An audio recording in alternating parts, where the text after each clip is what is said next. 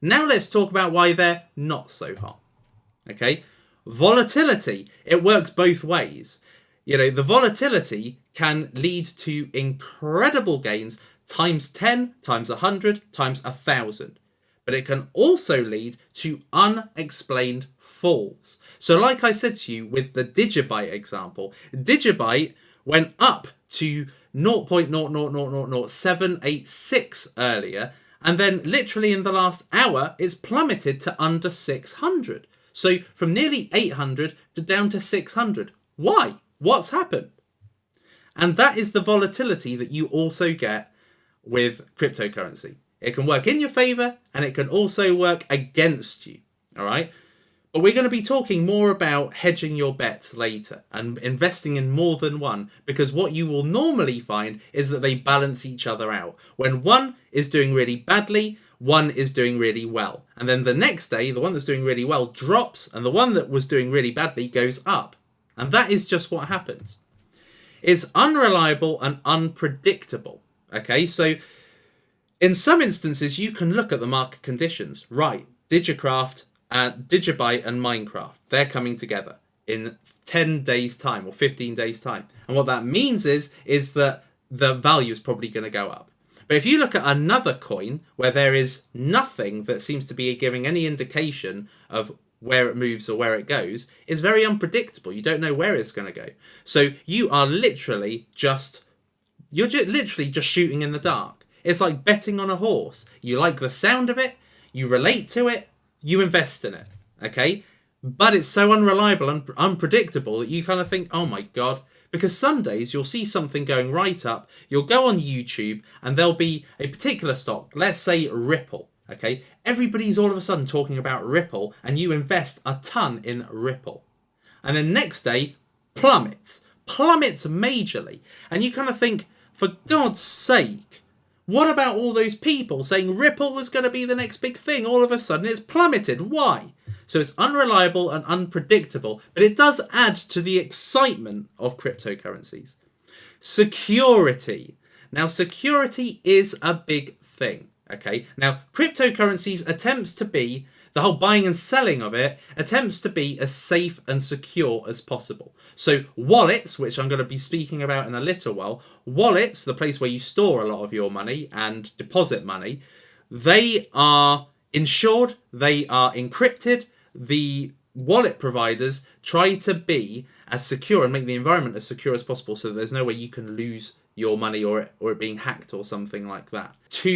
Device authentication. So some of these cryptocurrency websites, they want you to firstly sign in on the website, and then they will send you a verification code on your mobile, and you've got to also enter in the verification code. So you basically need your mobile access and email access to be able to get in. And that is good, because you know that unless somebody has your mobile or your email address, then they can't log in. They have to have basically stolen both off you to get in, okay? So they try and make these cryptocurrency websites, try and make it as secure as possible. But like I said, this stuff doesn't really happen. Doesn't mean it won't happen in the future. But what I'm saying is that it has not happened. And as a result of that, that's not a good enough excuse, in my opinion, of people not going into it. But it is there as a concern.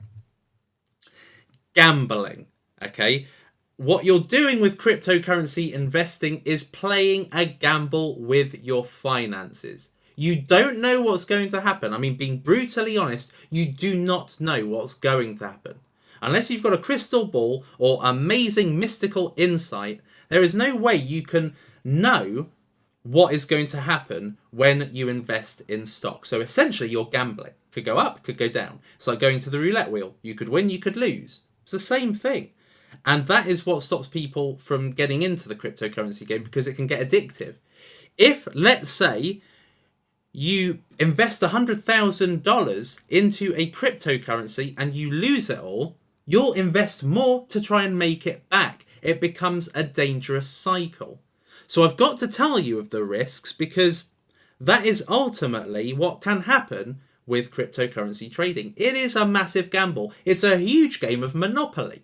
you're playing with money. And the money doesn't feel real because it's digital. Okay, you haven't got the pound, dollar bills or coins in your actual hand to know what you're throwing away.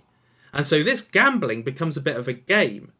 And because of perceived speculative value, so essentially, because a stock can go up literally because people think it's valuable and they're speculating, that can lead to big losses. Okay? So you have to be very careful that you don't fall into a trap where you are broke and you're trying to make money to pay it back or get some of it back and you just get more broke. All right? So there is a form of gambling. It is a form of gambling in a way because you're playing a game.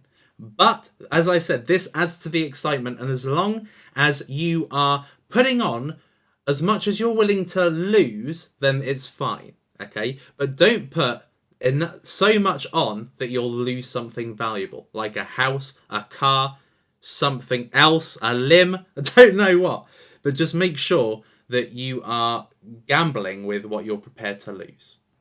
And that is why cryptocurrencies are so hot, and also explains the reasons why they're not so hot and why people get frustrated and what the negative sides are to cryptocurrency trading and investing.